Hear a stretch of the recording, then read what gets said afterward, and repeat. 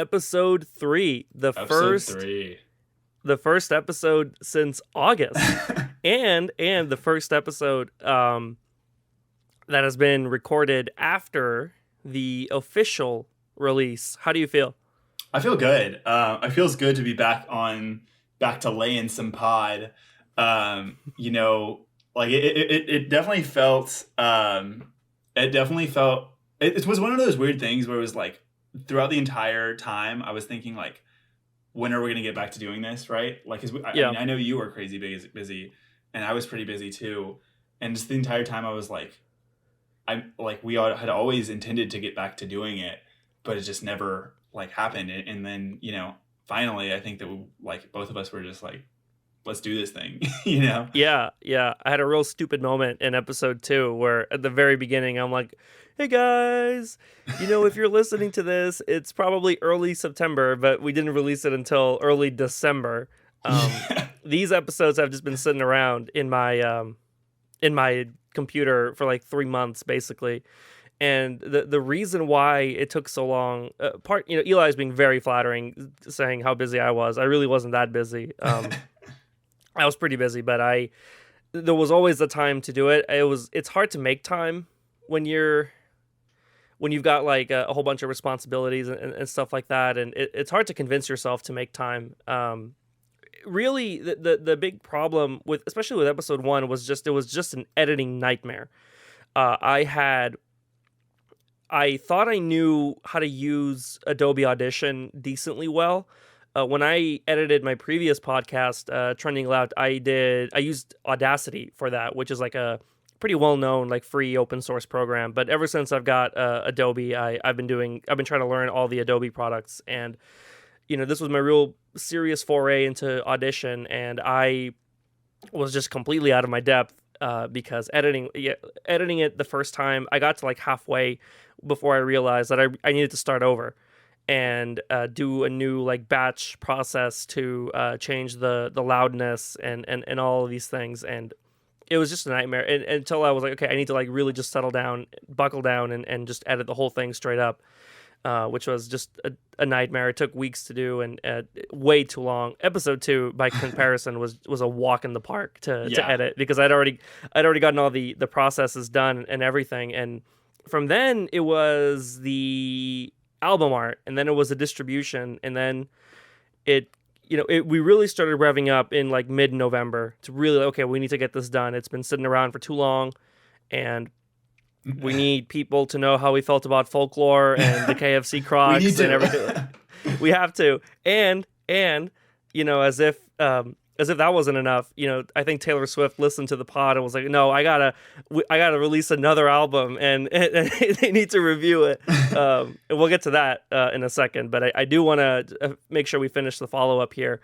So that addresses the gap between when we recorded these suckers back in August. It feels so long ago when we're talking about, because on that episode 2, we were talking about you're back to school, and now you're almost done with the semester, and this is only episode 3. You sent me it was so weird because I think shortly right after you edited the episodes, you sent me Google Drive links, and I could tell like the time it took, right? And obviously we were talking this entire time about how long it took to edit one versus the other. And we did episode like 1, it was taking weeks and weeks and weeks, right? And then episode, or maybe not exactly that long, but it took a long time. Yeah. It felt like a long time. But episode 2, like it felt like the next day, you just sent me the link and I was like, oh wow, ready. And with this recording session, we were talking about, when are we going to release this one? And you were like, oh, I can have it ready the next day. And I was like, all right, well, fantastic. I mean, I listened to it the first time on the Google Drive link.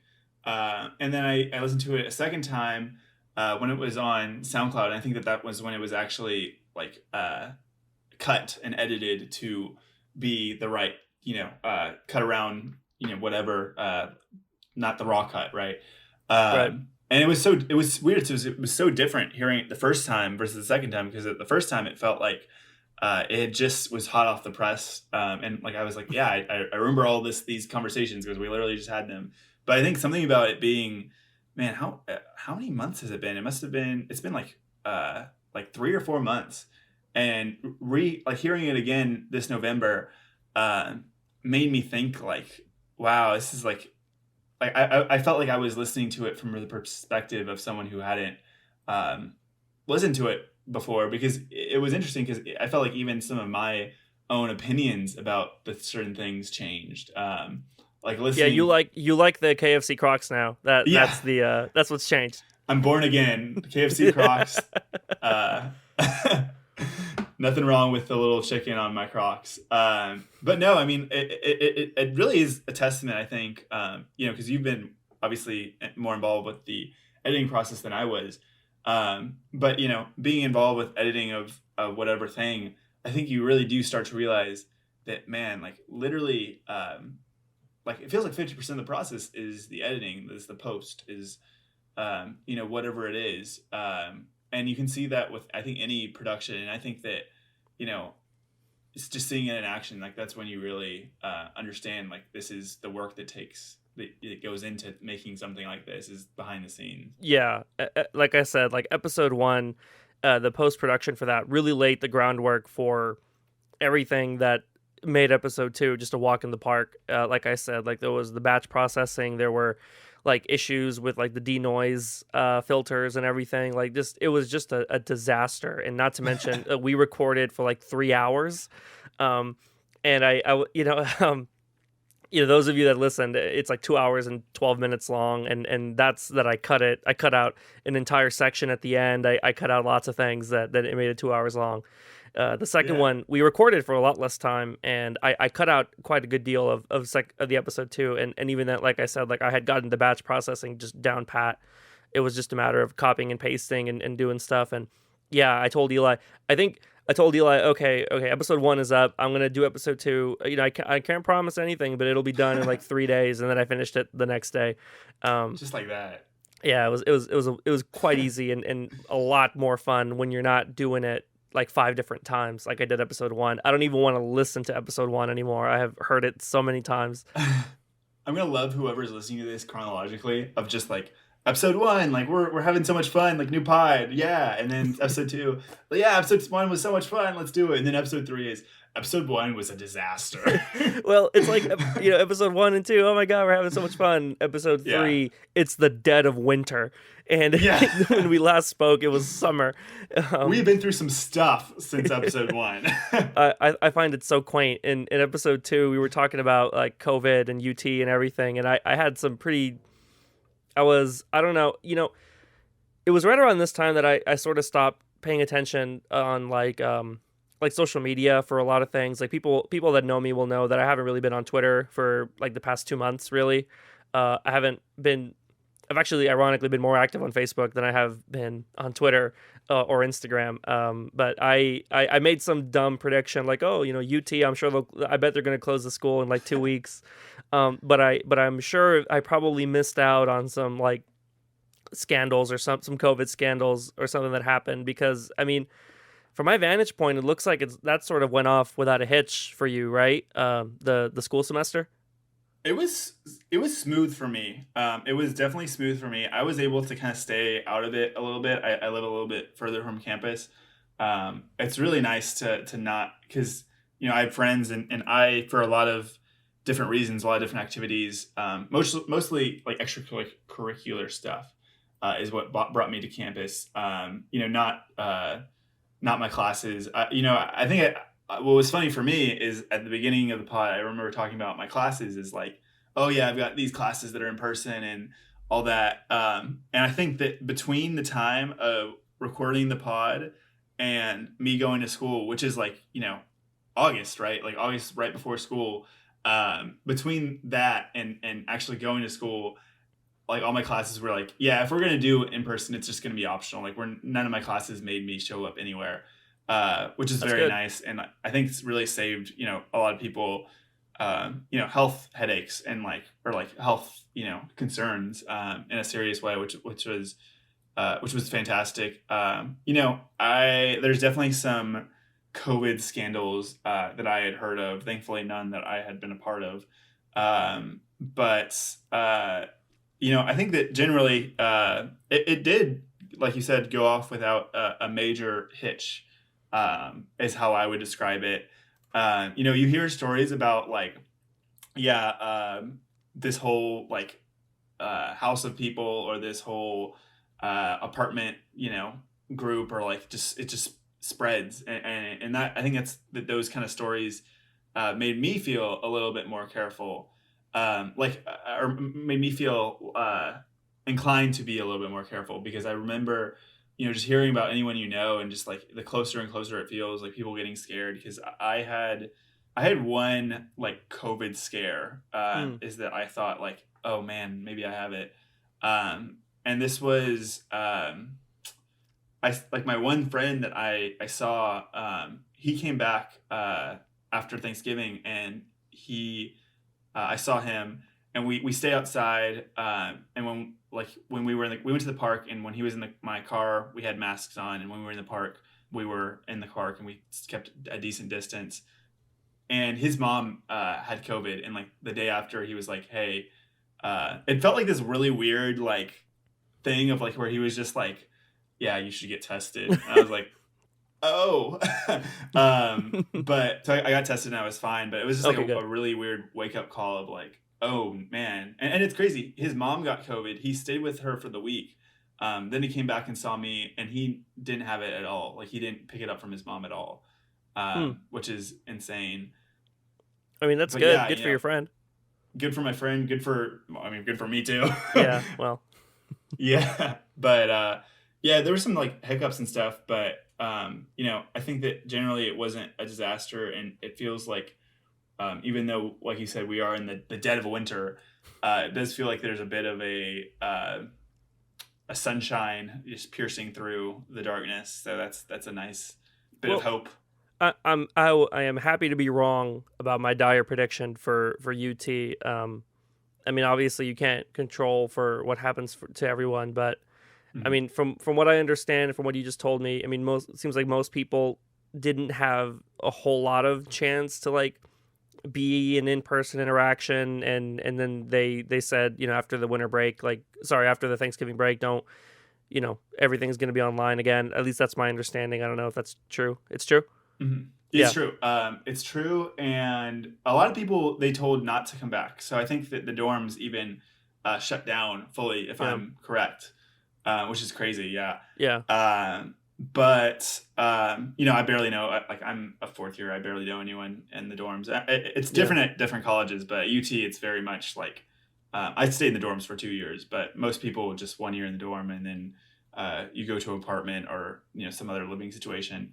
Um, but yeah, it after so a lot of people I know who even had apartments, had places to stay, were just like if they could, they stayed back in Houston, which I understand completely, because it is everyone coming back after Thanksgiving, and I don't want to overplay too much how well things went. I mean, there definitely was spikes in the semester, Hmm. especially after Halloween, which is like there's spikes in the Travis County area after Halloween, and I think that's undoubtedly at least partially related to student activities, right? Whether it be like Halloween parties or whatever, going out to Sixth Street, all this nonsense that people are doing in the middle of the pandemic. Yeah. Um, so it didn't go out off without a hitch. Obviously, I don't want to overstate anything, but I think that it was not at that dire situation that I think it could have been, and I think that I might have predicted, and you had also predicted. So that's good. Yeah. Happy to be wrong.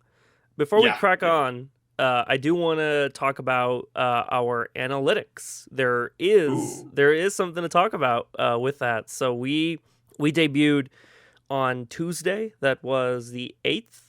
Tuesday the 8th. Mhm. Today is December 10th, and hopefully we will get this episode up tomorrow, December 11th. Don't promise this. I'm sure it'll probably come out in June or something. But When you said, yeah, he said it would be ready tomorrow, I was like, man, I don't want to make any promises. it, But then I was like, oh, no one's gonna know when we record this. And then I was like, wait, that the folklore album follow up, whatever we talked about, like, because this is the only day where it's gonna be. We know there's a Taylor Swift album, but it hasn't come out yet. So I just think that yeah, that's interesting. yeah. And I'm sure we'll talk about it for the next time we record. But we do have some data to peruse, mostly from Spotify, Right. although there's a handful of information from SoundCloud. It looks like, so we released the podcast it's on SoundCloud. The podcast lives on SoundCloud. SoundCloud is our gateway to the internet. SoundCloud has got some great resources for like sharing the RSS feed and stuff like that. So the podcast lives on SoundCloud. Shout out SoundCloud. Yeah, shout out SoundCloud. We are distributed. We are on Spotify, which is probably, looking at the data, where most of you are listening from. And we are also on Apple Podcasts, which, judging by the data, none of you are listening from because we have nothing on Apple Podcasts. There's no information at all. And I made sure I didn't want to look at it. I kept my hand off I kept my mouth off the keyboard. I kept my hand. That's good, man. Yeah, Can't mess with anything anymore. COVID, yeah. I kept my hands off the keyboard, off the mouse, whatever. Looking at the analytics I tried to, not look at it until right before we recorded, which is what I did.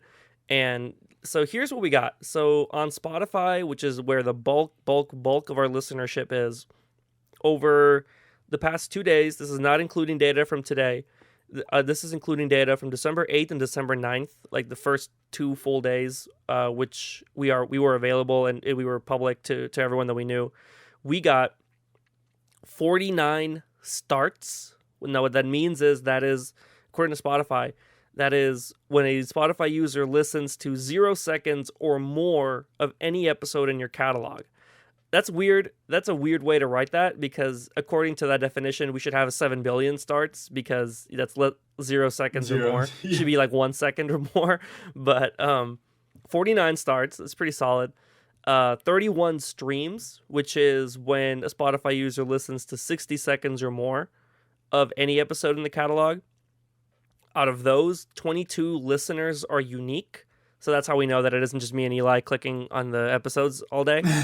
And we have 9 followers. Ooh. Yeah, it's pretty. I know that one of them is me. I don't know. I don't know if one of them may or may not be me. All right, so we have 7 followers. That's not nothing. No, it is not nothing. 7 followers is solid. 7 real followers. 9 of them are us. 2 of them are us. 9 followers total. Next week we're gonna just be like, and this episode sponsored by Skillshare. Yeah, we're gonna get our get the money, from our that might be fun. Stream. That might be fun. Who do we want to sponsor the wrong bit? We'll get there. We'll get there when we get there. The gender split, and I don't know that we want to talk about. I'm sure we're gonna crack on. Gender split is 29% female, 71% male. That is according to Spotify. We're not out here assuming anybody's gender identity, but that is the split according to Spotify. So overwhelmingly male audience. So just do with that what it is. It is what it is. Do with that what you will. And 55% of our audience is between the ages of 18 to 22. 39% is 23 to 27, and 6% 28 to 34. Nobody listens to us that is older than 34. Nobody listens to us is younger than 18. So I guess that's pretty good. There's a really weird one here where it's like artists they're listening to. So that's like I don't know. I guess we would appeal to the people just based on who they're listening to, and it only gives me 5 here, and they're really silly. Like the first one is Frank Sinatra. Okay. The second one is The Weeknd. The third one is Drake. The fourth one is Willie Nelson, and the fifth one is Michael Bublé. So I know there's some Christmas listening going on here. I think Frank Sinatra has. Season. Yeah, it is the season. Frank Sinatra has got some Christmas songs, I think. Yeah. And all of our streams are from the US of A. We got no streams in Canada. We got no streams in Sudan. We got no streams in Mongolia. We're nowhere in Indonesia. We got nothing. It's all America. We gotta work on that. We are gonna work on that Indonesian version coming soon. So that is Spotify. On SoundCloud, the pickings are slim. We've got 11 plays on episode 1, 9 plays on episode 2, which is really not a whole lot. And like I said, no data available on Apple, which means either nobody's listening or there's not enough information for them to compile anything. So pretty good stuff, I think. I mean, nine followers, including the both of us. Solid amount of starts. The data goes up from December 8th to December 9th. So I think that's pretty solid. So as in, like, more That's good. people were listening on the second day than they were on the first day. I don't That's know pretty that that's solid. gonna continue for today. But whatever works, it works. And I think anyone that starts a podcast at this level knows, you're not going to expect success right away. You might not even get success at all. I think what's really important is that you and I learn something from doing this, and that Mm. we have a lot of fun doing it. Yeah, and I'm having a lot of fun. You're having a lot of fun. Yeah, I'm having a lot of fun. Yeah. But I mean, it really was like, if I'm, being honest, like when we released it, I think like we were, texting about like, oh man, like it's just like I think we were both like excited. Like I was a little bit more excited. And I think you were, I don't want to mischaracterize, but like maybe a little bit anxious. And I think I was too.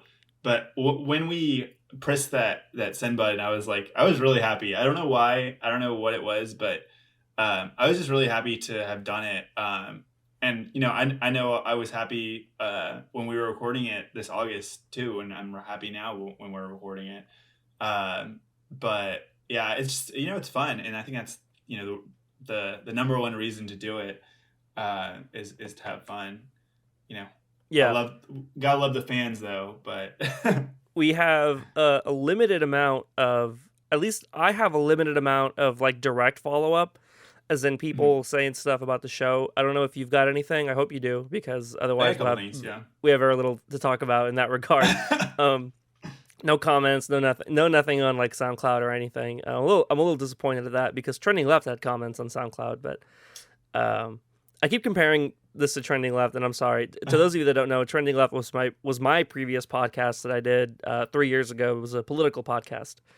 But yeah, so I won't name anyone's names. Obviously, these initial comments are going to be overwhelmingly from our direct friend circle.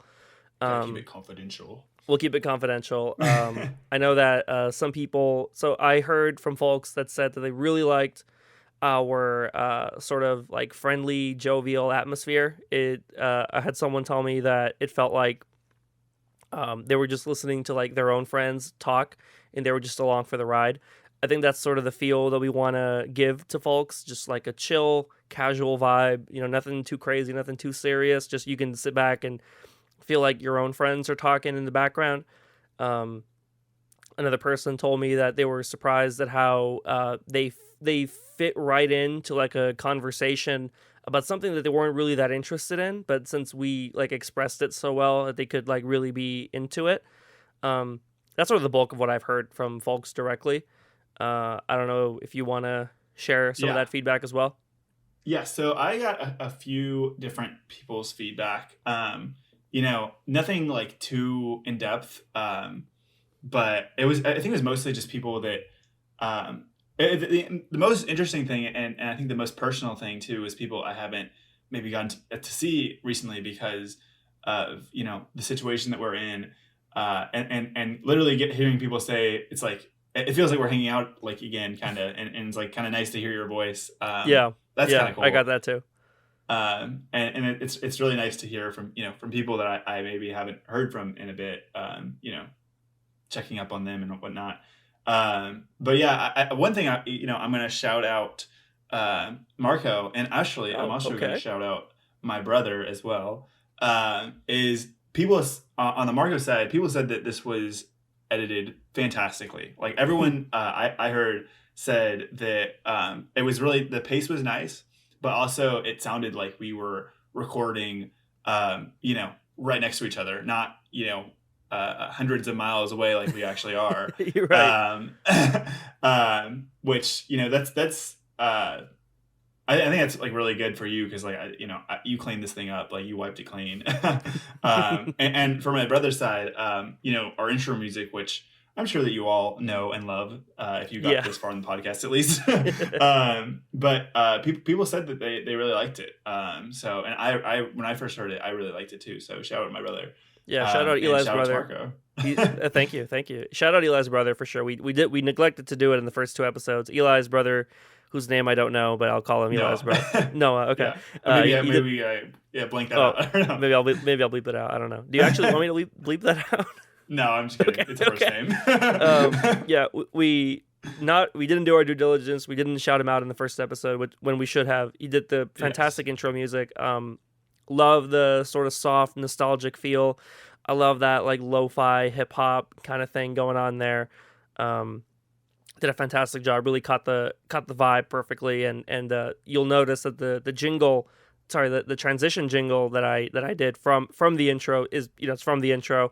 All I did was throw some echo in it to kind of make it like a doo doo thing that can transition our talking, because we didn't have a transition. The first episodes that I finished cutting, the transitions were just like a 5 second silence to try to get people to know, like, okay, like we're moving on to something else. But I was like, no, maybe I can do something, and I didn't want to bother your brother to have him do something else for us. So I figured, hey, we can just take it from the intro and throw some echo and really fit the vibe just as well. So shout out Noah, you did a fantastic job in the intro.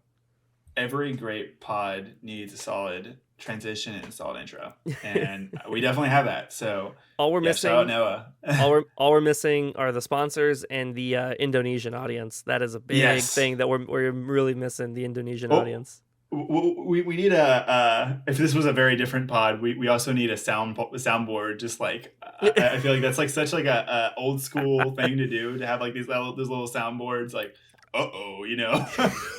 like wow, like all these like really wacky noises. I will tell you that I love that old fashioned like talk radio stuff. Like that is Yeah, what I think. I mean, podcasts are really filling the void for that, because that has not been really definitely. popular for a very long, not popular in the mainstream anyway, for a very very long time. I love that stuff. I love when you're traveling like in the countryside, and you hit some talk radio that isn't just like awful conservative like Rush Limbaugh garbage. When it's something like chill, people just talking about jazz or something, like I love that stuff. That is super nice, such a throwback You know, to a bygone era. it really does make me feel nostalgic for, like, when you're like a kid, and I don't know about you, but my parents, listen to radio. Now in this day and age, everyone's got their Bluetooth and their aux cord and whatnot. Right.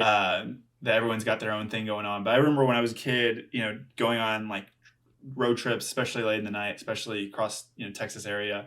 Like I remember listening to this like one radio show that my mom always did, and it was like uh, I don't know. I just really remember just being in the back of the car in my little.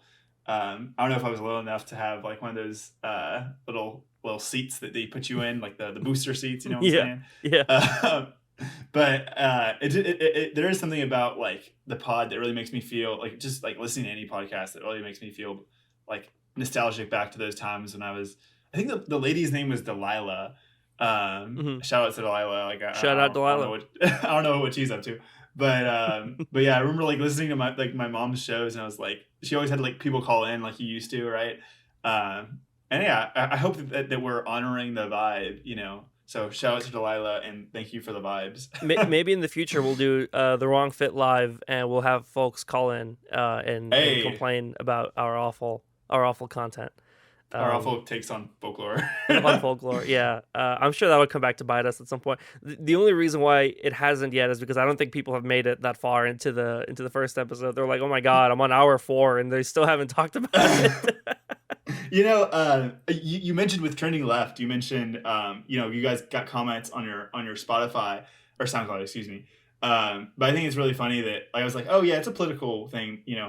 I'm sure I'll get some like, fiery debate, spirited debate. But I was like, what's more controversial than Taylor Swift? I don't Yeah. know, American politics today or Taylor Swift. I'm not sure which topic is more or less controversial, but there was a movie that I had seen. I think you had seen. We'd both seen. Yeah. Popping up on the TL a lot of discussion. And I the movie is Hillbilly Elegy. I think that everyone has heard of it, seen it. I remember I saw ads for it way a long time ago. And I think its release was postponed, I would have thought. I'm not 100% sure when it released, but Marco and I had just watched it recently, and I saw so many opinions about it on on social media, and I'd really, wanted to, broach this topic with Marco, and Marco had, brought it up to me as well. And I think that, I had tried to keep myself insulated, especially as soon as I knew that we were going to be talking about it, and as soon as I had watched it, I tried to keep myself insulated from any other external opinions on it, just because that's kind of how I like to do it. But yeah, Hillbilly Elegy. Yeah. What was the vibe? What were the thoughts? But before I tell you the vibe and the thoughts, I wanted to tell you like my history with this intellectual property. Mm. If you know, like, Hillbilly Elegy, if you know J.D. Vance, who is the author of the book Hillbilly Elegy, if you have been involved in like politics, or if you're interested in this kind of thing, if you listen to a lot of like political podcasts and talk shows and stuff like that, you'll know this book, you'll know this guy, J.D. Vance. And this was a book that was released during the election that Trump won in 2016. It is not an outright political book. The movie doesn't, well, I don't want to talk about the movie just yet. We'll get there. The book is not an outright like political book. It is really, it's this guy's memoir about like Appalachian life in Ohio and Kentucky, his life, his real can-do like American attitude, and the reason why this book caught on and this book became really popular in the political scene. I remember like people were talking about it like on NPR and on Pod Save America and all these other podcasts that I used to listen to, like on Vox and everything, was because that this guy was seen to be like the anger translator for the electorate that elected Donald Trump in 2016, right? After 2016, and this is not a political podcast either. We're gonna kind of get into it a little bit. This is not a political podcast. We are gonna kind of get into it a little bit on this episode in this particular section, mostly because I think the context really demands it. Oh yeah, 100%. But if you were alive in 2016, which most of you were, I think, you'll know that in the wake of Trump's election, folks were really like tossing their heads and like racking their brains about how could this group of people, the white working class, right? That is what it is known as. I have my beef with the term white working class, but we can get to that later. You can ask me personally how I feel about that. We're not going to get into that now. Put it in the comments. yeah, hit me up on Twitter. And this book was seen to be like, if you want to quote unquote understand like Appalachian America, the Midwest, whatever, you got to read this book because this guy epitomizes like these values, the working values or whatever. Again, all of that is if you believe that, in the abstract. That I'm not saying that I agree with that. I have my own personal problems with all of those things that I just mentioned, but that is just facts. Like that is the way this book was touted among like big thinker, like Beltway types that read the book and were like, oh my God, like we need to understand quote unquote real America. Again, you can hear from the way I'm talking about it that I really don't care for that kind of language, but this book has stayed in the American consciousness for a pretty long time. J.D. Vance himself has kind of given himself away as being a right-wing conservative commentator. You can see him on Fox News. You can see him being a sleazy venture capitalist. And this book became a movie, and Netflix did it. And I was surprised to see some pretty big names attached to it. Ron Howard, who is a very well-known director. In fact, last night I saw The Da Vinci Code for the very first time. Fantastic movie. Ron Howard movie. Mm-hmm. And Ron Howard also did the movie Rush, which is a Formula One movie. And it was really, really great job. If you get anything from this, you should watch The Da Vinci Code and Rush. So yeah, Ron Howard, big name, huge name, big director attached to this movie. I was surprised. I didn't know that. And yeah, I saw it earlier today. Eli, I think, just finished watching it right before we got on here. Yeah, it had to be fresh, hot and ready. It is fresh in my head. So yeah, we got Little Caesar's hot and ready takes. that should just be that should just be the name of Of the the episode. pod Little, episode. Yeah, yeah, hot and we're ready gonna to get in take. trouble. We're gonna get in trouble Yeah, for that. big Little Caesars. Big Pizza is going to come in and attack us. But no. Yeah. So I actually didn't.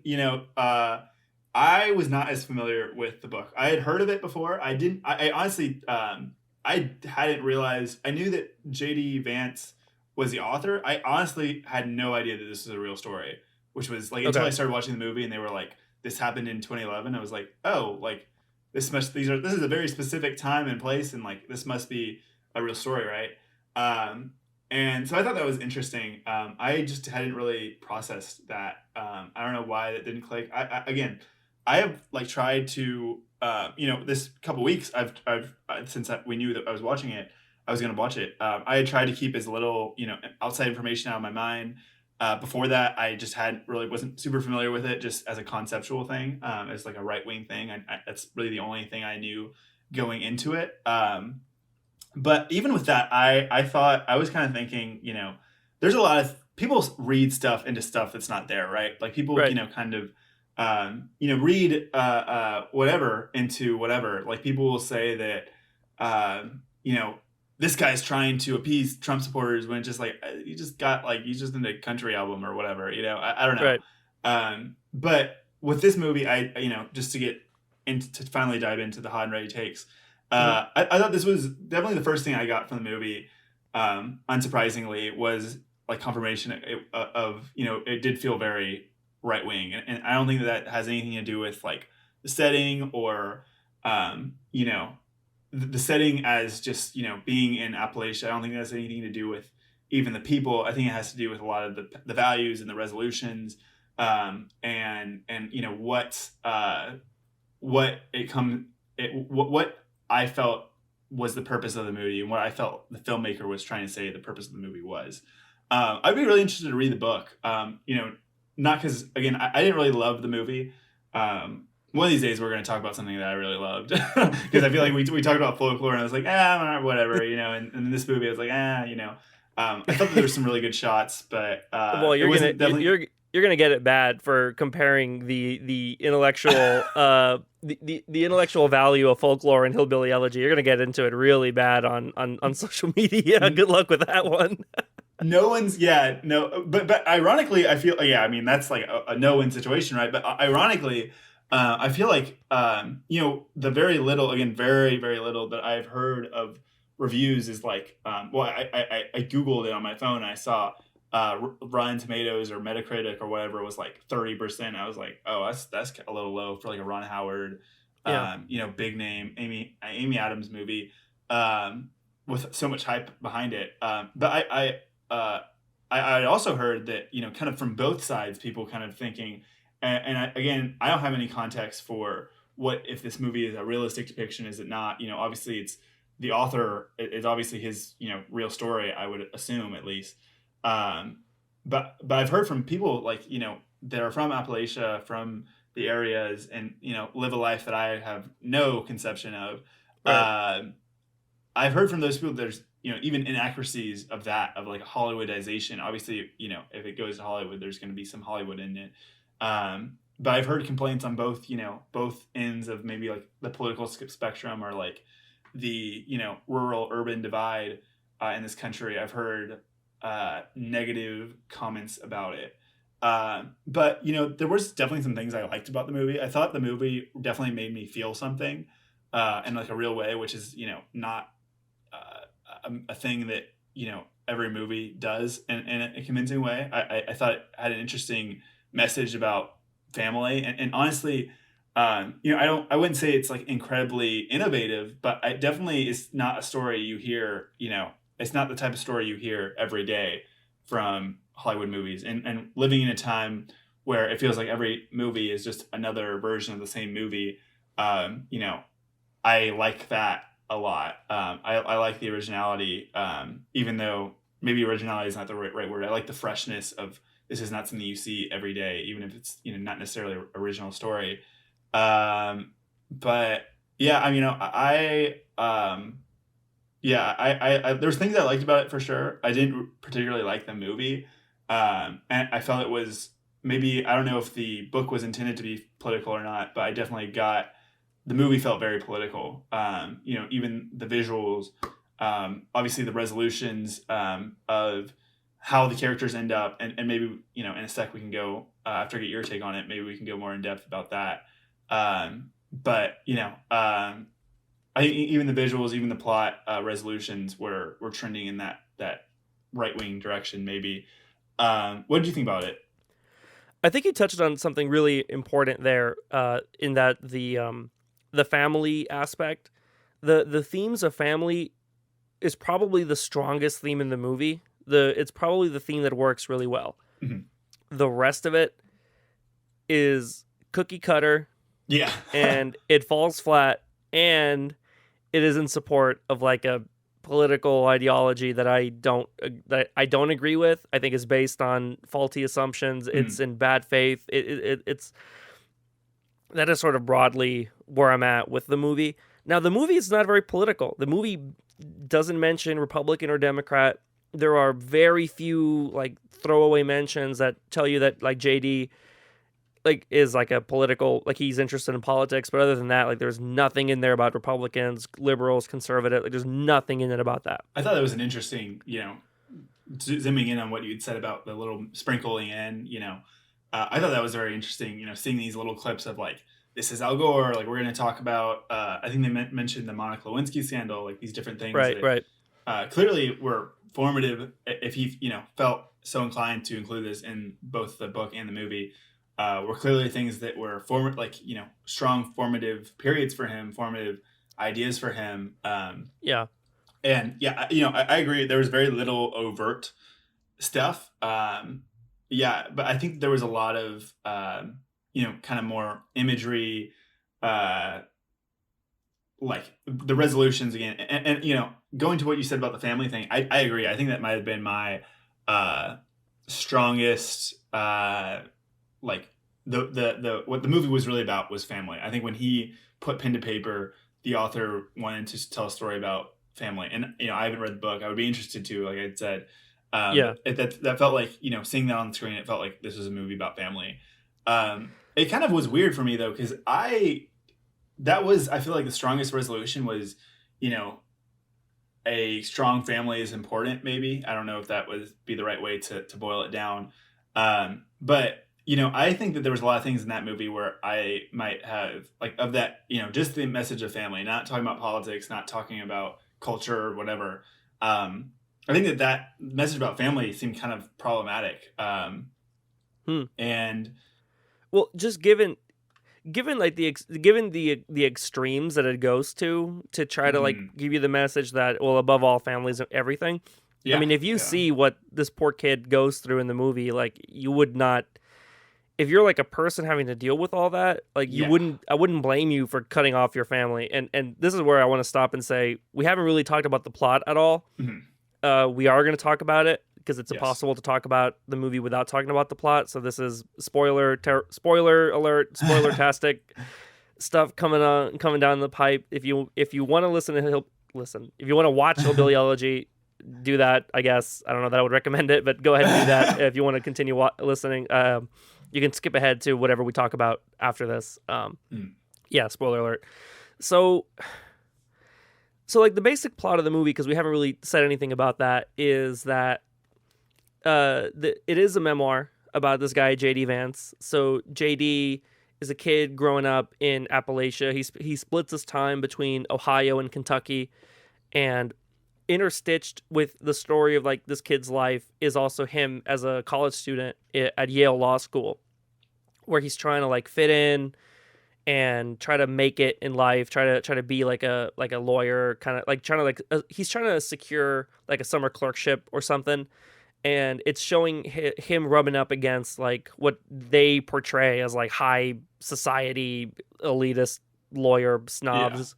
And don't get me wrong, I have beef with high society elitist lawyer snobs, but the portrayal here is almost comical. I mean, it is almost comical so as to defeat the purpose of the portrayal, and we'll get to that. But interstitched with this is showing you his fraught like family dynamic with a very dysfunctional family. a mother that struggles with drug abuse, a grandmother that is, I guess she's likable, but she's got like these weird, like she's got like demons in her past. She's also like there's a lot of like abuse mentioned, interstitched throughout the plot of the movie and stuff like that. So it is very like the short of it is it's showing you that JD has gone through a lot. He has had many different like authority figures in his life with varying degrees of influence and varying degrees of effectiveness. But at the end, it shows that he loves his family despite some of the bad stuff that happens to him, and that his own like hard work and perseverance paid off for him. And at the end, they imply that he became like a successful lawyer and he did well in law school and so on and so forth. Yeah, I think it was interesting how you phrased it, because you phrased it as the story of his childhood interstitched with stories from like the lawyer time, right? I think it's interesting because I think maybe even runtime wise, I think that maybe more time was spent on. It felt kind of vaguely 50-50, but maybe more time was spent on the younger story. But I really felt like it was the opposite. Like it was the current day, or the 2011 story. I think that was the year, interstitched with these stories from his childhood to add, provide context to the things that were going down. Because there was obviously a lot going down. Drug addiction is a very serious thing, and he was. That seems like it's difficult to really. That was like a 24 hours in JD Vance's life, the real person's life. That story sounds like an insane 24 hours of hearing about your mom's condition and having to juggle things of my career versus family. Going back to that message about family, the part I kind of disagree with is he had a very toxic family, right? Like they Yeah. pull no punches. Mother, grandmother, very toxic situation, right? And very difficult situation. And it felt like the message was family is everything, and don't give up on family. And obviously the resolution kind of leads us in that direction, especially with the current day updates of saying, giving his mother's, it's a happy ending, right? Everyone ended up fine. But I think it's really tough because, sometimes like if families talk, like it's toxic, right? Like I think that sometimes you can't let people kind of drag you down, and maybe I'm coming off as a very cold-hearted person, or maybe a very urban, person, very, new, modern, whatever guy.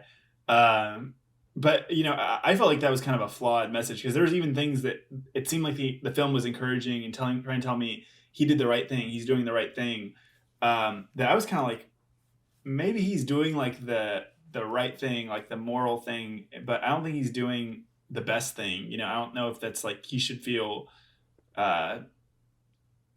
It felt like he was manipulated by his different people in his life to live his life a certain way, not for his own benefit, not manipulating him even for his own benefit.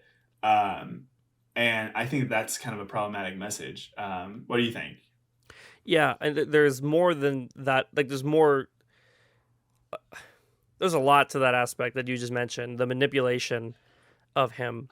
I mean, he is constantly pressured to go back home and take care of these things that he realistically he shouldn't have to take care of, right?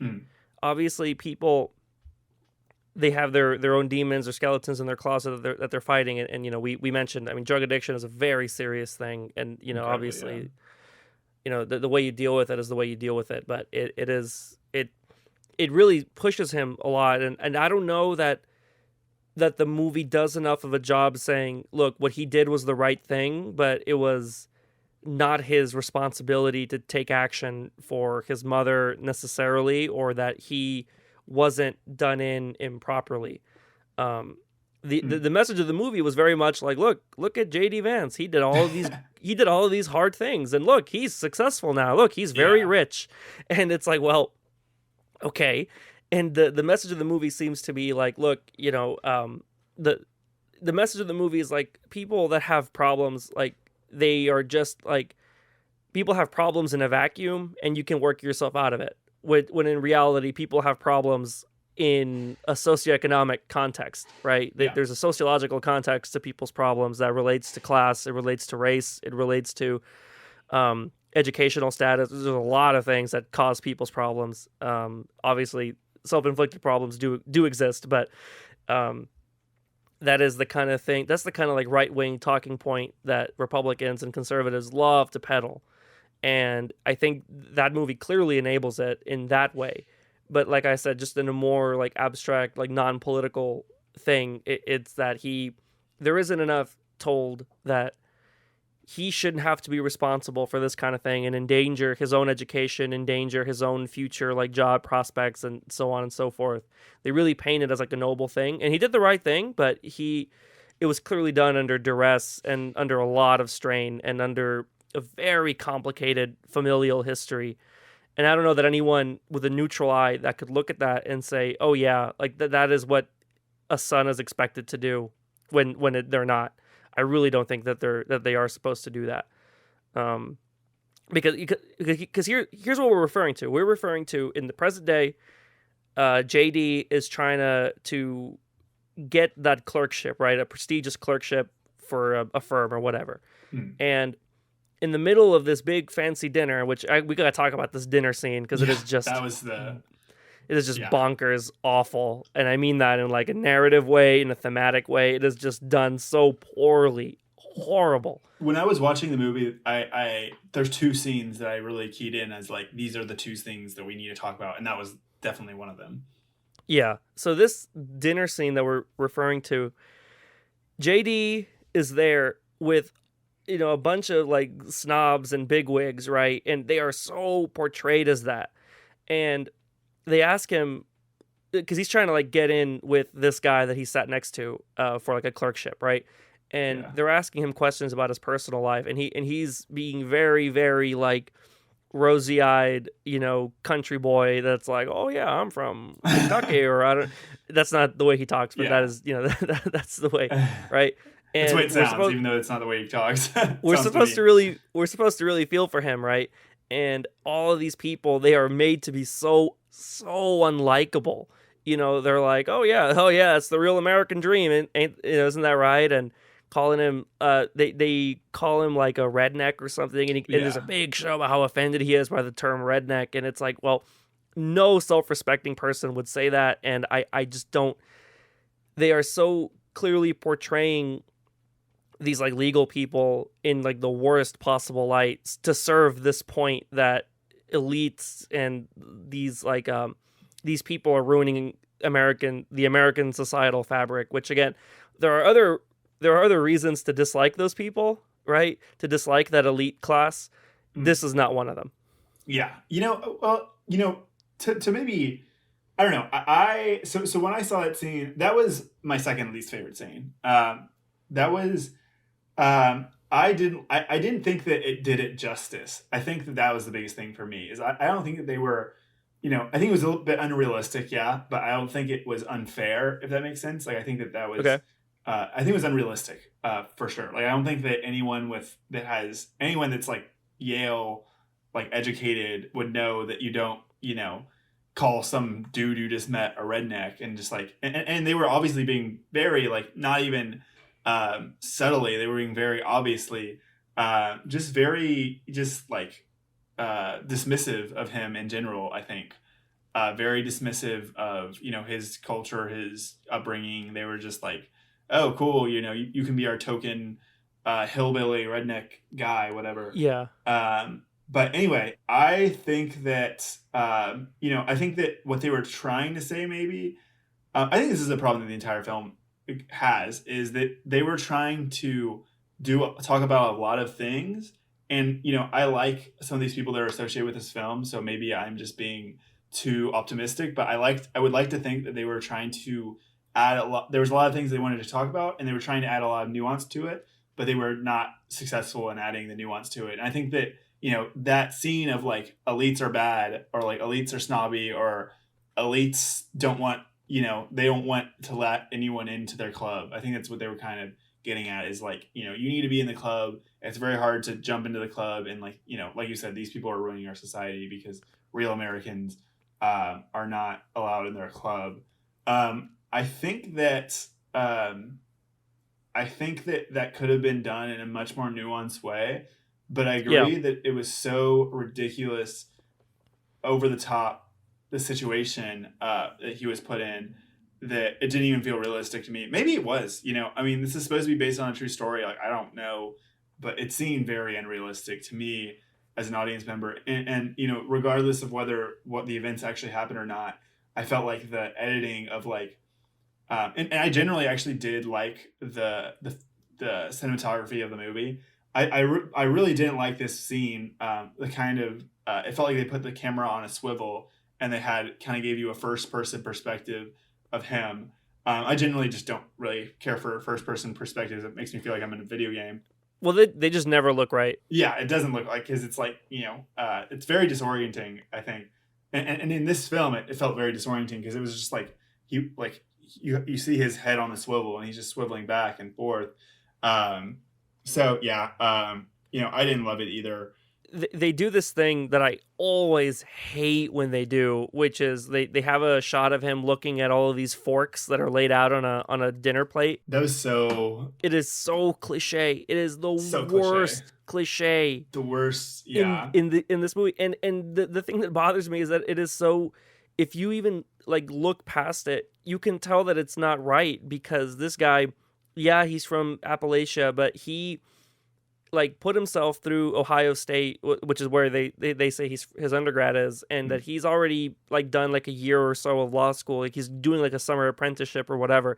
He had to have already done some of these dinners. He had to have Yeah. already done like an etiquette class where they would have taught him all this. They just did it for the super cheap thing where he's like, "Oh, what do I do with this fork? What do I do with all of these spoons?" Like, buddy, I have no interest in the legal profession, but I had to do like etiquette stuff for my business school Yeah. background. So like this is not a thing. So they do like the thing where he steps out, calls his girlfriend. He's like, "What do I do with the spoon? And which fork is it?" And she's teaching him how to do it, and it's just so cliche, so cliche. I think you have a point in that there is a disconnect between the Ivy League sort of snobbery and like a guy of JD's background. I'm not calling him like a quote unquote real American or whatever. I hate that term, but he, you know, he is from a poor background. Like that Yeah. that can be facts, right? But it is laid on so thick here so as to be comical. It would be so much better if they did it in more subtle ways that shows you the real disconnect between these groups of people and how Yeah. hard it can be for a poor person to break into that mold and be successful, because we know that this society does not reward people on their merits. It rewards them on indicators that they cannot control. Yeah, yeah, you know, maybe you bring up a good point, because it does feel like, it does feel as though, you know, maybe this is a pretty common cliche, and this movie, you know, I think is not necessarily about, you know, maybe it is, like it felt like more of a plot factor of like, oh, these people are snobby, and that's part of the plot. Obviously, this is a real story, so it's not just, you know, plot, but like that, the way it was shown in the movie made it feel like this is just a part of the plot that you're going to accept as like, these are snobby. And this is, I think that's why any movie does it. Titanic does it. You know, I'm sure there's tons of movies I'm not thinking of right now that do it as well. Because they're just trying to establish like, oh, you know, the thing, like the thing of, it's a thing that wealthy people are snobby, and like that's just a thing that everyone knows, that elites are snobby, like that's the thing. And that's something that's true, and that's something I think that everyone can accept. But when you put it in such like an over the top, I think it's kind of, you know, even dismissive of the audience, of like, we have to be so obvious in your face that like, these people are snobby and he doesn't like that, and this is why he might not get the internship, is because these people are snobby. And I think that it's, quite frankly, it felt kind of insulting to the audience a bit. So would you say that this is your least favorite scene from the movie? Uh, I would say that it's the one thing that I really want, like one of the things that I really wanted to make sure I talked about. Yeah. I know that I know you're alluding that there's another scene that you really really disliked. I couldn't even tell. Here's the thing: the problem with the movie is that it was well shot, it was well written. It well, except for a few parts, it wasn't really that well written, but Yeah. it wasn't a boring movie. Like I easily watched all of it without feeling bored or anything. Like, there are some movies that are boring. This one was not boring, but I couldn't even pick out another scene to you, even if I tried really hard. Like I know that what they were, um, Mm. but I mean, so much of this movie was also just forgettable. I mean, Yeah. there's a forgettability problem too that we haven't even dived in on. But go ahead and tell me what's irking you, what's eating your pants. So, and this is not definitely not a thing that my pants were being eaten by. There's a scene. I think that it's when he notices his mama um, was getting Meals on Wheels, which was obviously a very emotional scene. I think for anyone who Okay.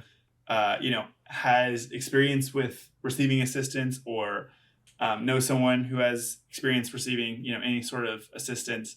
It's obviously a very emotional time and a very emotional scene. So definitely not dismissive of that at all. But it was the scene after that that really irked me. Was it was just this really weird, like almost like sitcom esque montage. It felt like of he's pulling himself up by his bootstraps. He's putting in the work. That was like when I was like, because I think it was partially because of how long the scene was too. I was just like, come on, like it just felt like this scene. It just felt so cheesy and like, oh, he's going to become stand up and become the man. And I think that the scene shows is a montage of basically him from being in high school, young kid, right, to being going joining the army, and then he goes to Yale, and he graduates from Ohio State, or all this, turns his life around, and he goes from being a bad kid to being a good kid. And all he needed to do was put in work, and now he got an A on the test. Like, he went from getting like an F on the test to getting top grade in that class, all that jazz. Yeah. And that was when I was like, okay, this is the sirens, like political content, like very political content. It was sprinkled around the whole movie. I thought, like, with the little scenes you mentioned of like, oh, seeing Al Gore on the TV. Yeah. And I think it was also sprinkled around of like, the fact like, oh, he joined the army, and like, that's obviously something that's very common that people will do for financial situations. And the way that they didn't even address that as, incredibly negative thing. Yeah. The imagery of, oh, like it was the beginning scene of where they said, it was saying "Make America Great Again" in not as many words. When in the beginning of the movie, you see that in the 50s they go to the town, and it's like when the mama character, I forget what her name is, like initially goes to the middle town, Ohio, and it's like this sprawling up and coming town, and then like the next scene is like in the 90s when it's like bad and like crime Yeah. infested or whatever. And I was like, wow, that is really, Well, it's laying it on extremely thick. I yeah. knew that it made me. I didn't like that either. Mm-hmm. I didn't articulate it in my head as well as you did, like MAGA, not as many words, which is ironic because MAGA is only 4 words. But it The picture's it was 1,000, laid right? it was laid on extremely thick. And yeah, you're so right about that montage because again, Yeah. it's the scene where his grandmother. Yeah, his grandmother is receiving, assistance from Meals on Wheels, and it is like a heartbreaking scene because Mm. she clearly doesn't have enough to feed her and her grandson JD, and so JD sees this, and Eli's right, like the next montage is like the dumbest, most cliched thing where it's like JD's working hard and JD got an A on the test and JD is not having fun with the boys. He's stacking cans and he's, doing a whole bunch to bringing in money for the family. And Good old boy. you're in your head like, isn't JD like supposed to be like 12 in this scene or something? Like, why is he work? He shouldn't be working. Like, he Yeah. should not be working. He's a kid. He's not even old enough to work. Only in this like backwards, like weird, like sepia tone MAGA propaganda commercial is a 12-year-old working like something not abhorrent. And Yeah. I'm not. That I didn't even thought about that point, but I think so true too. You know, The message of this should not be that you're a child, you see your family struggling, you should go, like, work the onus is hard. not on you to do this. This is a Yeah. like a serious societal problem, and this is the big disconnect when it comes to like conservatives and progressives and leftists. It's like conservatives believe this to be an individual problem, that individuals that have problems should work on their own solutions.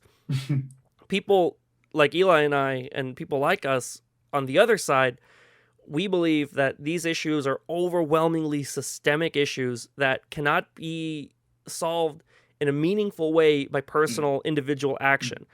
If we lived in a world where good people got rewarded and hard work really did pay off, then we wouldn't have any issue like with this message. But like that's not the world we live in, and systemic issues require systemic solutions. So the answer here for grandma not being able to feed her grandson is give grandma some more food, reform Social Security, Yeah. like reform all of these systems that are clearly leaving people out to dry. The answer is not, hey, 12-year-old boy, go work in the coal mines. Like that is not the answer to this. And it is so unbelievable how like it doesn't the movie doesn't understand that this is a bad thing. And Yes. Yeah. I know why it doesn't, because this is the message it's peddling it into Yeah. to the kind of person that believes this crap. Like this is what they're gonna walk away with. That Eli and I are just watching this like in horror, because then of course, and on top of the fact that it's really cheesy, like you said, it's sitcom-y. Mm. There's like music, and I was also really disappointed to see Hans Zimmer waste I know. a pretty good score on this horrible movie that is, just full of these awful messages. And the score was actually one of my favorite parts of the movie. Pretty solid score at times. You know, I think it's interesting. I definitely would agree that my biggest problem with it is the political message, right? I don't think it was a very well written movie either. But I think it's interesting that both of our least favorite scenes, I don't know if I could categorize that first scene as your least favorite scene, the scene of the dinner. I'm not sure if that's an accurate characterization, but both of our scenes, like least favorite scenes, were it shows the intersection of the filmmaking and the politics, because both of those were obviously very political scenes. But the thing that I can really pick out and say that was bad, that thing was, it was just so cliche and just so like cheap. It feel like cheesy. So I think that's a really interesting intersection between the filmmaking process and the political process of like, that was just came to be this all around like really weird, totally lacking nuance. Like what's less nuanced than a montage, right? Totally lacking any nuance. These very broad, sweeping political messages that, obviously I went into it not agreeing, but these cliches like just made someone who wasn't agreeing. Maybe this is who the movie's for, is for people who wouldn't agree, and people to maybe more urban people, more liberal people, to get an idea of what this more rural hillbilly quote unquote population deals with. So maybe, but if that was the case, then they totally squandered the opportunity to show in a convincing way, in a realistic way, what's going on here. And I think that I think that I really didn't like it. There's definitely more things I could think of. Like you had mentioned, this is just really fresh off my mind, just having seen it. But everything that I went into it thinking, any negative thing that I went into it thinking felt somewhat confirmed. Very right wing, very whatever. I don't know. I tried to go into it with as open a mind as possible, knowing that I had already heard of Hillbilly Elegy, knowing that at first, many years ago, I was interested in the book, and then I kind of read more about like the criticism of it, and then I got to know more about J.D. Vance, and J.D. Vance is just like a right wing pundit at this point. Yeah. But I tried to go into it with an open mind, because this was the kind of movie where, like, there exists like a vitriol in the public forum, especially like with criticism. like professional criticism where there is like a tendency to overcorrect for like mediocre movies. Like mediocre turns into this is one of the worst movies of the year. Like, is it one of the worst movies? I don't know. I saw the whole thing.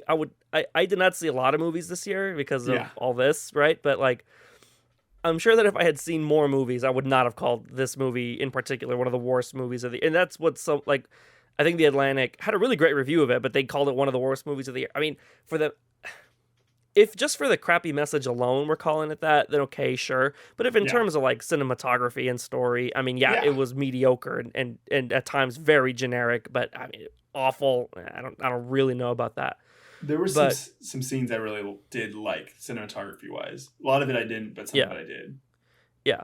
So like I went into it trying to be like, okay, there's this tendency that I really dislike, like I said, overcorrecting for mediocrity or generic passableness, right? This is a really big problem in music too, where like music that is just generic turns into like the worst music ever. It's like, is it really the worst music ever? Yeah. I mean, is it worse than like Ice JJ Fish? I mean, Uh, seriously. that's a Um, deep cut. That is a deep cut. And you're right. That's such a killer and it's point, not, too. and it's often not worse than that. Yeah, But it's really in this not. movie, Yeah. is it really bad? Is it worse than like what was the crappy movie that came out this year? I feel like the Ice JJ Fish of movies would be The Room. I don't know The if Room. you've Yeah, that gotten didn't a come out chance. this. Then Yeah. didn't come out this year. But Yeah. yeah. Yeah. So I went into it trying to like make sure. Okay. I'm gonna keep an open mind and not fall for this trap, right? Because I hate when critics do this. Mhm. But in the end, like I said, like I was entertained throughout it. I thought the message at the end and like the message that was constantly peddled throughout was I think it's a bad message. I think it is interpreted poorly. I think even the strongest aspects of it, like the family message, are done in by the fact that I don't think that this is something a child should have to do to Mhm. secure like the love of a parent or the love of his sister. Like I don't think it's fair to him. I don't think it's fair to anyone else that might be in that kind of situation. I think people have a right to escape like really toxic atmospheres Mhm. Mhm. um, I without agree. it turning into something where you're blaming someone for drug abuse. Like you shouldn't blame someone for that either, but it's really complicated and it is not as cut and dry like everyone's happy now as the movie is like trying to portray it as. No, I hear Um, you. I totally agree. I think at the end of the day, this was a movie that was afraid of nuance Mhm. and it was so like so ready to tack to this like right wing talking point. And I know that the problem is that it's based on a work that was already existing by an author who was already predisposed to believe these talking points. So there's really nothing if you're like a director that wants to make it more nuanced, there's almost nothing you can do. And I read somewhere that the creative liberties that were taken were not Mhm. even done well. Wow. I haven't read the book, but I know that people that read the book and love the book have their own critiques of the movie, which I Mhm. don't even want to. Do I want to read a right wing critique of Hillbilly Elegy? I really don't. So, That would be um, interesting, I'm sure. But I'm yeah, not sure if I I want to think I would. subject myself to I think I would rather staple my head to the ceiling. But that. but but yeah. If this is the kind of thing you hate, right? Like these messages with no nuance, then this is not the movie for you. And I would not recommend watching it. Although I might recommend it even so just so you could have fun reading the really negative reviews of it because you would be able to contextualize it better. But Wrong Fit overall, I mean, says thumbs down the is wrong what fit says the wrong fit says this is the wrong fit for your movie watching. I want to learn about Ninja Coffee Maker Complaint just because I want to know what Ninja Coffee Maker Complaint is. Yeah. So Eli is referring to the fact that on our Google Drive topic sheet, I wrote down Ninja Coffee Maker Complaint, and this is what it is. Hmm. In my house, we have a coffee maker. Like I think most houses have a coffee maker. I love coffee. I'm not like a coffee snob. I like drinking it. I just want to be able to drink coffee that is very easy to make, pre-ground coffee that I could put in a lot of sugar and a lot of cream in and just go about my day. All right. And this Ninja coffee maker is a very like Well, it is very much just like a standard coffee maker. It's got a lot of different sizes and stuff, and a lot of whatever. My beef with Ninja Coffee Maker, which has led to Ninja Coffee Maker complaint, is that it has this clean function. Okay, and I had never heard of a coffee maker needing to be cleaned before. I was like, okay, I guess it's good that it has an avenue in which you can clean your coffee maker. It's probably a good thing. I would hate to see Cleanliness is typically good. cleanliness is typically good. My beef with it is that when it wants to be cleaned, it puts a lot of barriers to you making coffee. Okay. If it thinks it's gone too long without being cleaned, it will, when the next time you brew coffee, it'll just stop. You'll hit brew, it'll start with a trickle of coffee, and then it'll stop. And then it'll be like beep, beep, beep. And then you have to click brew again. It'll give you another trickle, and then it'll stop. Wow. And then you just keep clicking brew. I swear to God, I click brew like 9 times to finish brewing a full carafe of coffee, because it sounds like just it's mocking stopped. you. It sounds like It's like it does. I feel like it's like mocking you. It's like saying press it again. It's like it feels like it's 2020, almost 2021. I feel like coffee makers should be able to say, I'm just gonna make a full cup of coffee. Maybe that's asking too much, but yeah. My thing is like, I don't care if it's dirty. Okay, just deal and just brew. Okay, Yeah. and people, and these are the kind of people that I hate. People will be like, well, why don't you just clean it? I never had to clean any other coffee maker that I've ever owned. Okay, there are coffee makers right now in the corporate world that have been making coffee since the 1980s that have never been cleaned. Yeah. And we don't hear about any coffee related health concerns, okay? And you know that when they were selling you the coffee machine, they were like, it cleans. That's why you should get it. That's why they advertise it, I'm sure.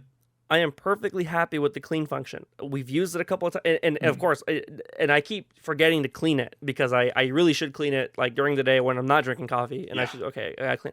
The cleaning process, it's the weirdest thing. You have to like fill like half of the like the fill line with like vinegar, and then the other half of it with water, and then you have to like let it run just for an hour. And vinegar cleans, that's fine, but you have to run it, and then you have to run like just boiling hot water through it to get out the vinegar taste. And it's just like, I don't want to do this. I don't want to do this. I don't want to do it. I want to just make coffee. And when I notice the coffee starting to go, which has never happened before in the history of anyone using coffee makers, this has just never happened to anyone, I will clean the coffee maker. But if I don't want to clean it, I don't want to. Why do I have to clean it? Okay, I hate appliances that make me work so hard to use them. Yeah. This is a mantra that I have adopted very recently, and it rings so true. My possessions serve me. I do not serve my possessions. There are people that own things that they have to baby and mother so much. They're constantly cleaning them. They're constantly maintaining them. And I just think that defeats the purpose of owning anything. Yeah. That's sort of like my case against like cast iron pans, which I know is like a really big controversial thing, but I will dip my toes in it. And I will say that I could never own and maintain a cast iron pan because it is too much hassle, and it crosses my threshold for maintaining and servicing a product that should be maintaining and servicing me. Okay. I think it's interesting you bring up like the pan is because I'm thinking about the coffee, and like you said, I'm not a coffee drinker, so I don't really know the ins and outs. But I think it's funny that you were like, no other coffee maker as a cleaning function. I'm like, it's got me thinking like maybe it's kind of like with like these different pans where it's like you kind of want to keep the flavor in of the different like oil or whatever you're cooking with. Like I wonder if it's like you just want to keep the coffee flavor. You don't want to clean it. If you clean it, you ruin it, right? So this is the joke connection. This is the joke I've been making with my dad, like all this time with the cleaning function. I'm like, look, I want to maintain the beautiful, unique patina of coffee flavor that has been developing, stewing in our house for the past year. I don't want to clean. If I clean it, it ruins it. Did you just have a realization? You were like, maybe I like dirty coffee.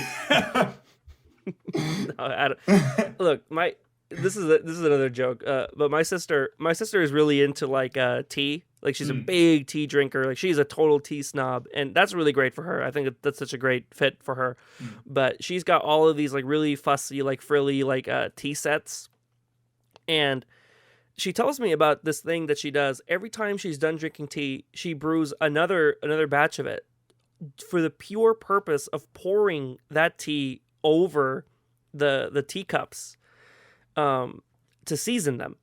And the reason Wow. why that is like a thing to do is because over time, like your personal taste and how each tea brewed is different, and how each time you're doing something different, it is seasoning the cup, and it flavors your next cup of tea very subtly. And no, that Mm, makes it so that no cup of tea ever tastes the same. I think that's a really, I'm sure that that's is so like, hardcore. I'm sure that's like overblown in some sense, but I I think that's like a really interesting idea. Um, love that. this is something that I have like taken to the ridiculous extreme. I tell my dad, I'm like, look, our coffee tastes like no other coffee because it is being flavored by the coffee remains of yesteryear, you know. And that's like really gross. And my dad's like, that's really gross. Stop saying that. But I think you bring up I thought it was a very interesting term that you used of babying your things. Because I think that is such to me, I feel like that's so true for some people. I'm definitely not the type of person that likes to name my stuff, right? Like, I know people who are like, well, that's my car. I call her Lola, or like all this, whatever. I'm definitely not that type of person, but I think it's interesting, call your stuff whatever you want to call your stuff, right? But I think it's very interesting when people, not just calling their stuff by names. It's like they're treating it as though it has a name. It's as though it's like has an identity, has a personality, and like they treat it as though like their baby, right? Like this is my baby, and like I'm saying this in like not in this like kind of cliche like, oh, that's my baby, like that's not like, like my camera, like that, oh, that's my old whatever, I don't know. But people really do like treat it like this is like their child, their baby, like I'm gonna take care of this is the most important thing in my life. yep. And it's really weird, interesting message about like objects, and how like this like weird like idolization of these objects of like in idolization, it really does feel like an idol of like worshiping my freaking when your entire life is spent, I want my shoes, or my camera or my car to be just like luxury clean. That's where it's kind of like you're idolizing this thing. It's not a tool anymore. It's a thing that you're serving. Like you're serving this thing. I'm, Yeah. I'm a big fan of I think it's the Mazda luxury lived in. You know what I'm saying? Man, these product placements, they write themselves. We're about to get a big check from Mazda, you guys. I So, would so check out love for that. I would love a huge check from Mazda. I would like Zoom to drive zoom. a Mazda. Zoom zoom. Oh my god. It's We like are just every time we say the word zoom zoom on the pod, we get like 10 we had, cents from Mazda. that's 10 cents that I didn't have before. I love Exactly. Mazda. I would like my first car to be a Mazda. Interesting. My sister has got this 2016 Mazda 3, and it's just a beautiful car, and I love driving it. Such a little thing, Is but like is luxury lived in? Is that the Mazda thing? I think it's Mazda. I'm Luxury. not sure, but if it's another car brand, then that's another royalty check that All is coming right. our All way. right. Luxury should be lived in. Yes. Okay. That's it. No, that's Infinity. Oh no! Oh no! Infinity. Hey, Infinity, hit us with the check. Hit Let's us talk with about that just real infinity quick. check. Just real quick about sponsorship. So Infinity used to sponsor Red Bull Racing, which Mm, is like a Formula One team, mm. and You mean that NASCAR, right? no, I don't mean Just that. just So referencing our you kept calling Formula One NASCAR in the first episode, and that really I was like, why do you keep? And I didn't call you out on it. I don't know why. Maybe we had connection issues or something. But I when I'm in the editing room, I'm like, why does he keep calling? You keep calling it NASCAR. Why am I I not didn't correcting you? I didn't think that like it was a noticeable thing until I listened to like the raw version of it, And I was like, man, like, because you mentioned it, you were like, yeah, you keep on calling in Formula One NASCAR, you plebeian. I'm just kidding. No, You were much okay, nicer about that. I did not call you a plebeian. You were much nicer about it, but Yeah. I'm just messing. I'm machine gunning your chain, but Yeah. I was like, ah, man, he's just being whatever. And then I listened to it, I was like, man, I really do be calling Formula One NASCAR a lot. And and So it's I'm apologizing, publicly apologizing to all the Formula One fans out there. it's all love to NASCAR. I'm not a fan of it myself, but I've seen a lot of it. It's a lot of fun. Mm, It's all, I'm not one of those fans that is like, oh, it's all just driving around in circles. I know it's just as difficult. Like, mm, it's all love to mm. NASCAR, but you keep calling it NASCAR and I, it's not NASCAR. I felt especially rude because you like took the time out of the pod to say, "Oh, this is what I think you did." You took the time out of the pod to tell me this is NASCAR and this is Formula One, and I was like, "Well, screw your definitions. I'm gonna just do Yeah, whatever I want." yeah. I told you off air. I was like, Mm, NASCAR is like closed wheel, stock yep, car, yeah. oval racing, and I was like, Formula One is open wheel, not stock car, like for like road racing. And you were like, okay, don't care. Okay. Formula One is NASCAR. No, I do know now, and if you showed me, I get what you mean, open wheel, closed wheel. Now, like if you were to show me a Yeah, Formula One car, I know the body is like different and whatnot. Um, yeah. but Well, anyway, anyway, so Infinity used to sponsor Red Bull, and that was they were the sponsor when I was first starting to watch Formula One. And let me tell you, like, I guess it depends on your age or your gullibility, or I don't know what, but like I remember because Red Bull was the team that had just won the championship the year that I started. Well, they would go on to win the championship the year that I started watching, and like their driver that won was my favorite driver, is still my favorite driver. And like I remember thinking like, oh man, I was like, how old was I? It's like 15. And I was like, oh man, like I want my first car to be an Infinity, just because of that like brand connection. Like hey, that stuff really matters. Like wait, are you saying I know. that branding Oh my matters? god. No one's gonna know, no one's I gonna know. know what that is unless they know they know me like specifically. We can't like be referencing these like really singular things if we want to get a broader audience. I know. I'm Um just yanking your chain. It was slapping me in the face. one day we'll talk about branding doesn't matter, Mm, but that's not today. But yeah, like those little things are really important. Like I know that it's all based on like capitalism and mm, consumerism and everything, mm, but just putting that aside for just a moment, like that, those little things really matter.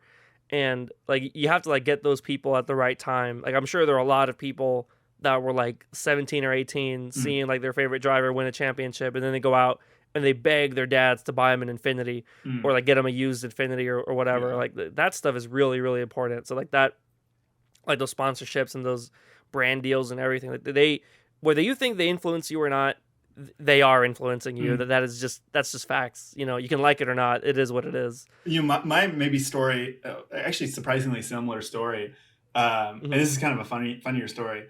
I don't know the Los Angeles Clippers. Not my favorite team. Boo Clippers, Lakers fan, whatever. But so the Clippers on their jerseys, they're sponsored by Bumble. So every single one of their Hmm. jerseys has the Bumble logo on it. I think even on the court they have the Bumble print, like the logo printed on the court as they do. Um, Yeah. but anyway, so it was like so funny, like kind of in a similar way. I saw the Bumble logo, and this was like a year ago, right? I saw the Bumble logo, and I was like, oh man, I gotta check my matches. Like it was just so. It was like this weird thing of like half like the branding, making me think of Bumble, half like wow, I'm very alone, and I Oh, need to make some matches. oh my Um, god. so that was a kind of a more maybe a more emotional experience with the branding, but yeah, I mean it does work because I literally was just like, oh Bumble, like I need Bumble, I need it.